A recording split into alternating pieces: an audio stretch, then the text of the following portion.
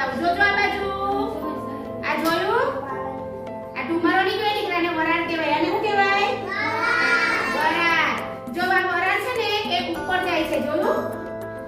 ઉપર જાય એટલે વરાળના વાદળ બની જાય.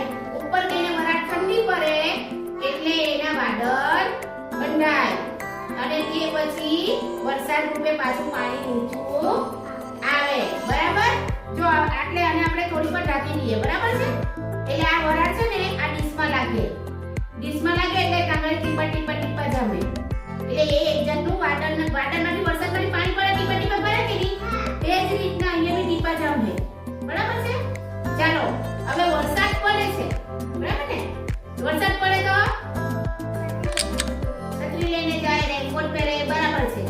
તો વરસાદ પડે કે પાણી ક્યાં જાય?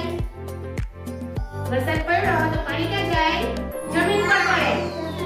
જમીન પર પડે પછી જમીનની અંદર પચી જાય. પછી વધારેનું પાણી નહેરમાં જાય. નહેરનું પાણી નદીમાં જાય. નદીનું પાણી દરિયામાં જાય. બરાબર છે? હવે સૂરજ દાદા જોઈએ ને. બરાબર? એ સૂરજ દાદાના તાપથી નદીમાં હોય, તળાવમાં હોય કે પછી નહેરમાં હોય કે દરિયાનું પાણી હોય એ બધું પાણી ગરમ થાય. શું થાય? ગરમ થાય એટલે શું બને? વરાળ. મેં બતાવી ને તમને જે વરાળ બને. વરાળ બનીને ઉપર જાય પછી વાદળ બંધાય એટલે ચોમાસું પાછું ચાલુ થાય. સમજ પડી? ચાલો આ જો હવે આ બાજુ જોયા? આ ટીપા જમેલા જોયા? દેખાય છે ને? પાણી દેખાય ને? આ વરાળ જમેલી છે. શું છે? વરાળ. આ વરાળ જમેલી છે દીકરા. હે ને? આવી રીતના વરસાદ પડે. સમજ પડી? ચાલો હવે હું બીજા સવાલ કરું. આપણે આંગણવાડીનો નળ છે. નળ ખોલીએ તો શું આવે? પાણી. નળમાં પાણી કેવી રીતે થાય? ટાંકીમાંથી આવ્યું. ચાલો હવે ધાબા પર ટાંકી છે તો એ ટાંકીમાં પાણી ક્યાંથી આવ્યું? હા, પાઇપમાંથી. પણ કયા પાઇપમાંથી? એ જે આપણી ગામની મોટી ટાંકી હોય ને તેમાંથી આવ્યું. તો ગામની આટલી બધી મોટી ટાંકીમાં પાણી ક્યાંથી આવ્યું? મોટરે કરીને ચડાવી આપણે. મોટર ક્યાં છે? તમારી ઘેરે નહીં, કુવામાં છે.